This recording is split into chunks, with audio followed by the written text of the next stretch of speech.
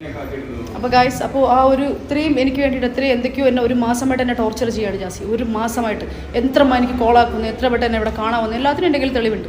പിന്നെ നിനക്ക് പറയാനുള്ളത് നീ പറ. എനിക്ക് പറയാനുള്ളത് തന്നെ ഒരുപാട് പ്രശ്നങ്ങളോട് ഞാൻ എന്നെ ഹെൽപ്പ് ചെയ്തത്. പിന്നെ ജാസി പറഞ്ഞ ഈ ഗർഭത്തിൻ്റെ കാര്യമൊക്കെ ഉള്ളത് നമ്മൾ കണ്ടു തുടങ്ങിയിട്ട് എത്രയും ഇപ്പോൾ ആദ്യമായിട്ട് ഞാൻ ഇവിടെ കണ്ടിട്ട് ഒരു 40 ദിവസമാണ്. ഞാൻ 40 ദിവസം മുമ്പാണ് ഞാൻ ആ ഒരു വീഡിയോ പോസ്റ്റ് ചെയ്ത് തന്നെ. 40 മാസം കൊണ്ട് 2 മാസത്തെ ഗർഭമാവുന്നത് എന്തായിരിക്കും? അത് നീ എയറിലും ആയെന്ന് എനിക്കറിയത്തില്ല. ആയിട്ടുണ്ടോ? അപ്പോൾ നിന്നെ ഉപദ്രവിക്കുന്ന കാര്യമൊക്കെ നീ ഇപ്പം എൻ്റെ ഫ്രണ്ട്സിൻ്റെ അടുത്ത് പോകാൻ പറ്റില്ല, പള്ളിയിലേക്ക് പോകാൻ പറ്റില്ല, അങ്ങനെ ഒരുപാട് പ്രശ്നങ്ങൾ. ഇതിപ്പം പറഞ്ഞാൽ എന്നെ ലോക്ക് ചെയ്യുന്ന പറയുന്നത്. ഇന്നൊരു വീഡിയോ പോസ്റ്റ് ചെയ്തിട്ടുണ്ടല്ലോ, അത് നമ്പറാണ്. അവൻ എന്താ പറയുക, അതിന് പറയുന്നില്ല, ഫേക്കാണ്.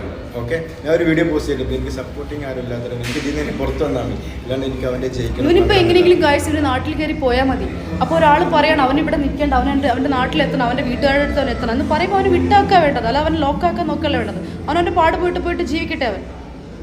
പിന്നെ എന്നെ ഇപ്പോൾ വലിച്ചീറ നോക്കുന്ന ആ കറുത്ത കൈകൾ ആരാണെന്നുള്ളത് എനിക്കറിയാം, അല്ലേ?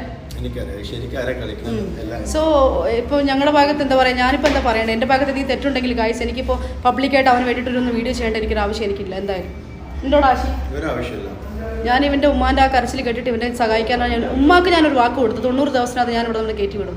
കൊടുത്തില്ലേ ഉമ്മ നിന്നോട് പറഞ്ഞിട്ടില്ല കാര്യം. സോ അത് ഞാൻ എന്നെക്കൊണ്ട് കഴിയുന്ന രീതിയിൽ ഞാനത് സാധിക്കാൻ നോക്കി.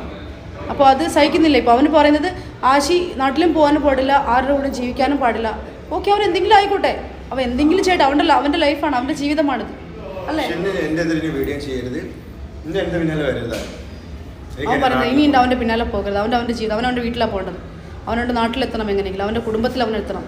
നേരെ ചൊവ്വ എന്താ പറയുക, 8 മാസം കൊണ്ട് നിനക്ക് എന്ത് സമാധാനം ഉണ്ടായിരുന്നു? കുറേ ഫോട്ടോസും കുറേ വീഡിയോസ് അവൻ ടോർച്ചർ ചെയ്യുന്ന, അവൻ അടിച്ചത്, ഇവൻ്റെ തലമണ്ടയെല്ലാം അടിച്ച് പൊട്ടിച്ചിട്ടുണ്ട്. അപ്പോൾ അതൊക്കെ കണ്ടിട്ടാണ് ഗൈസ് ഇവനൊന്ന് ഹെൽപ്പ് ചെയ്യണമെന്നുണ്ടായി. ഞാൻ തന്നെയാണ് പറഞ്ഞത്, ഒരു കാര്യം ചെയ്യും, അവനെ വിളിച്ചിട്ട് പറയും നീ എൻ്റെ വീട്ടിൽ എൻ്റെ കൂടെ എന്നെ കാണാൻ വന്നെന്ന് പറയാൻ പറഞ്ഞു. അങ്ങനെ പറഞ്ഞിട്ട് വന്നുകൊണ്ടല്ലേ അവനോട് വരാൻ പറ്റിയത്. അവന് സ്വപ്നമൊന്നും കാണാൻ പറ്റില്ലല്ലോ.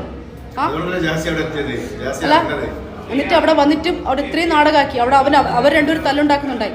ആ വീഡിയോ എടുത്തത് അവർ രണ്ടുപേരും തല്ലുണ്ടാക്കുന്നു.